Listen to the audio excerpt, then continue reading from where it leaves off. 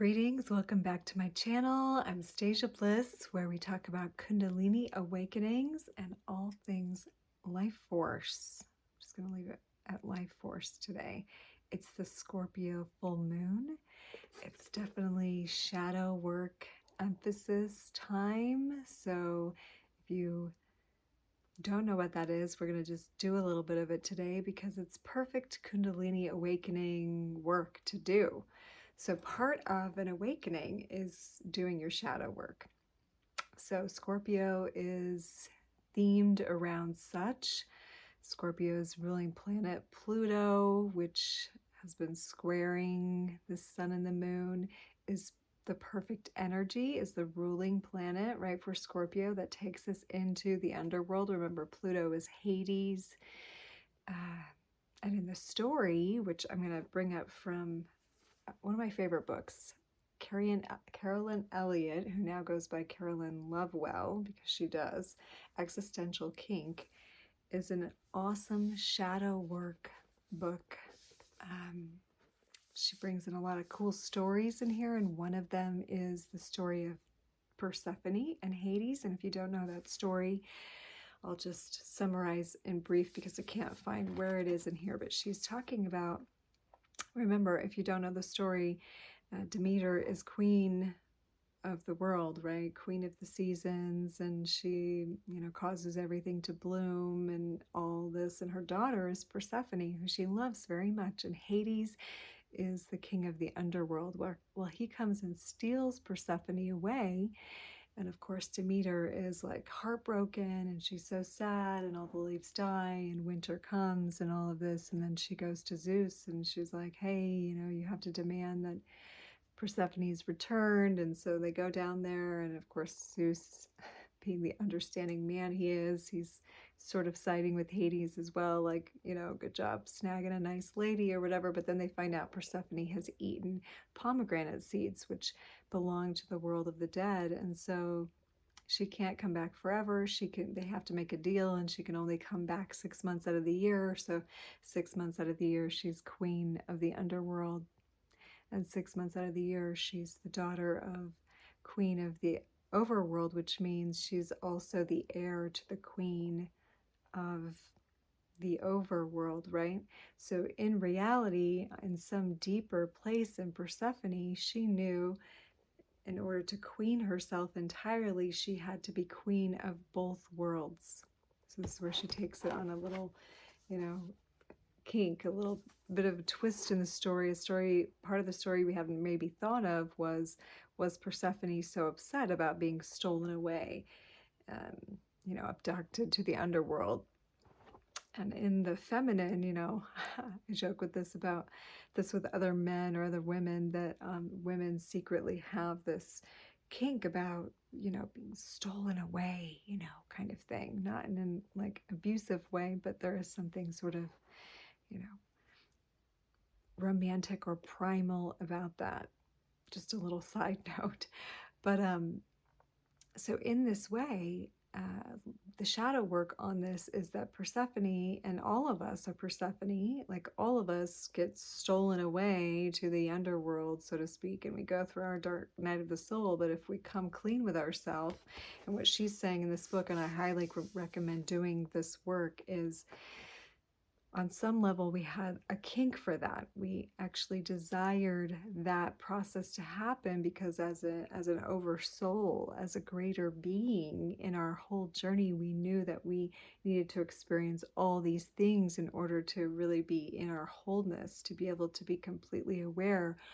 So there's a part of us that kind of gets off on the dark stuff in a way, and so she recommends in this book that you look at the areas of your life that you're resisting. And this is great Scorpio full moon work, to look at the places where you're saying, no, I don't want that in my life. I want that to stop. And actually kind of let yourself twist around and go, but what part of me doesn't? What part of me actually kind of likes that, has maybe a kink for that, and like in a bigger self sort of way, in a cosmic you way, that wanted to know what it felt like to be human and to go through this awakening. And of course we can talk ourselves out of it saying, no, of course I don't want to feel this way. It feels terrible. But this is an opportunity with Scorpionic energy to dig deep and to say, like, okay, but what part of you does enjoy it? And you don't have to admit it to me, although that is what I hold sessions for, to hold space for you to be witnessed in loving those parts of you too, because we all have them. We all have the dark and the light. That's the Ida and Pingala in the spine that's trying to balance out. And why we feel so bipolar or whatever crazy when we're going through an awakening is we're partially resisting this deep uncovering, this deep revealing, that we also can appreciate the discomfort too, the pain too, the heartbreak too, the anxiety too, like that this too is part of our bliss ultimately. And unity is the alchemy of both parts. Kundalini awakening is the alchemy of both parts of our nature merging in the third eye, the eye of awareness, the eye of Shiva, the observer, the witness, the consciousness itself, saying, yes, I'm yin and yang. I'm dark and light. I'm sun and moon. I'm day and night. I'm good and bad. I'm happy and I'm sad. I'm blissful and I'm depressed. I'm present and I'm checked out. And to live the paradox in your own life and not anymore say, yeah, I can't have any of those things. I only need to feel good. I need to get done with feeling bad. I only need to feel good, because if we can't get good with feeling bad sometimes, then it will persist. Remember, what we resist persists is a very true statement.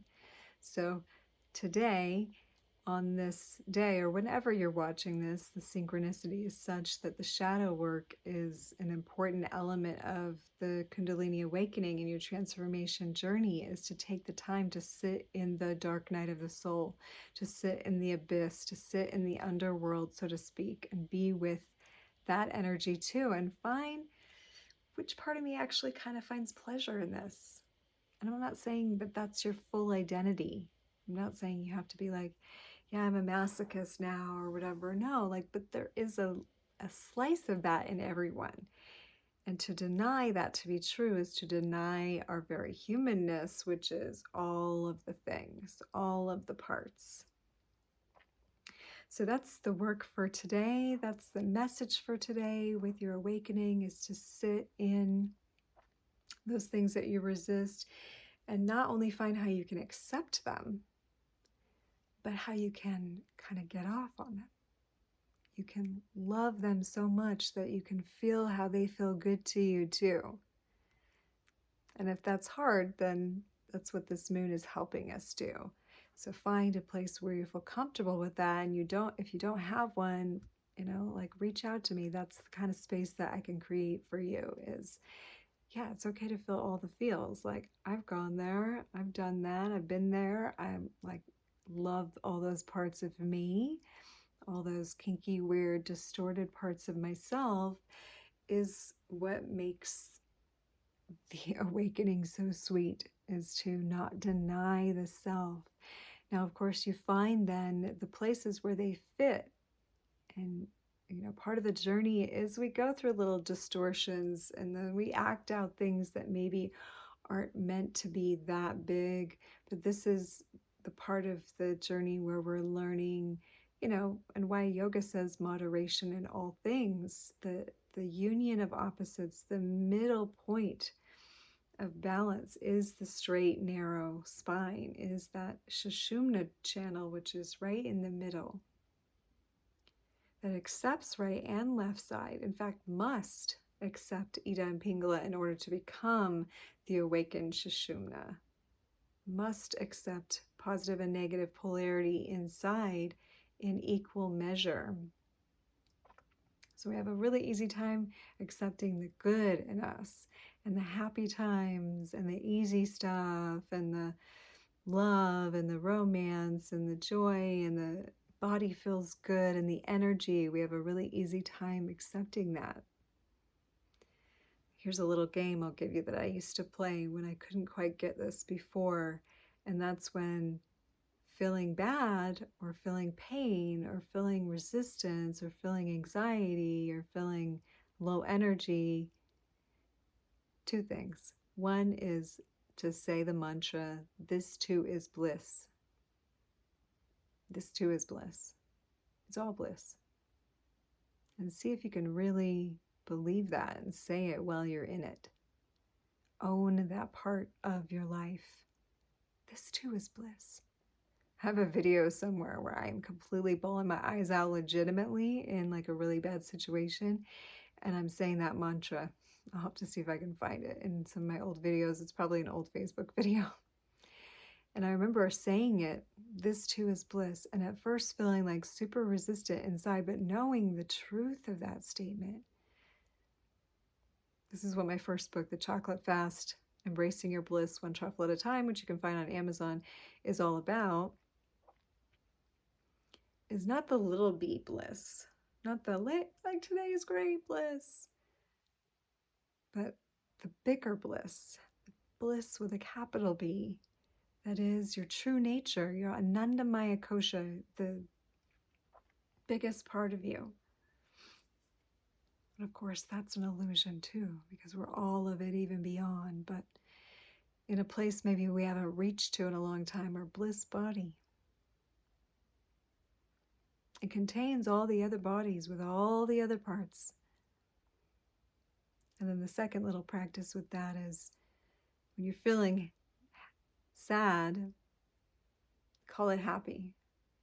And when you're happy, call it sad. My sister we used to call her opposite girl when she was young because yes meant no and no meant yes for a long time. We had to like play that game to get her to do things. Like dinner isn't ready, which means it is. So we play that game with ourselves to kind of like detach ourselves from being so drawn to one side or the other. And again, people have a tricky time with this because of all the religious programming and stuff to stay away from the dark or avoid evil or all this. But and I'm not saying go to the dark side. I'm saying embrace all the things in you, everything that's happening, everything you're feeling and what's up. Like it's purposeful, it's beautiful, it's an expression of you. It's your totality.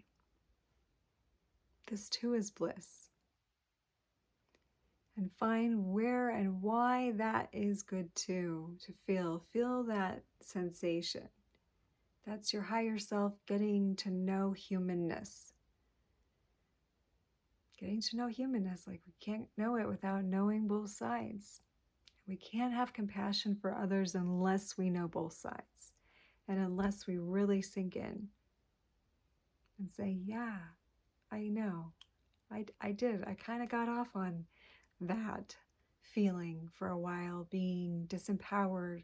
Kind of got off on feeling like I couldn't do anything. I kind of got off on the pain for a while because it gave me something to focus on. Like it gave me a purpose. It gave me a reason to not try or succeed, and that's okay. Those are points on the path too. I kind of liked being, having the narcissistic boyfriend where I could play the pity card and woe is me. I kind of liked feeling belittled. I kind of liked feeling put down so that the parts of me that believe I'm small could feel, like they were being heard. All of that. All of that. So a blessed full moon Scorpio to you today. It's deep waters, deep waters. Again, Carolyn Elliott's Existential Kink book, highly recommend it. My Chocolate Fast book on Amazon. The Chocolate Fast does lead you through an actual 24-hour chocolate fast, but even more than that, the chocolate in the book represents your bliss and discovering how to truly embrace your bliss by doing things that you keep from yourself,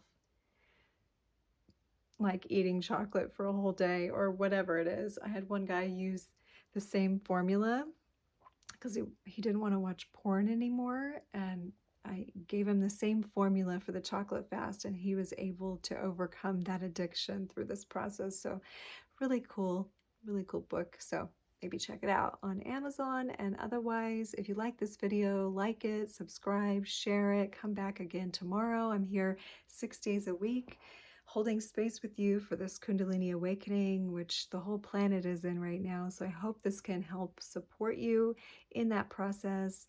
Thank you so much again for being here. I'll see you next time. Namaste, and I love you.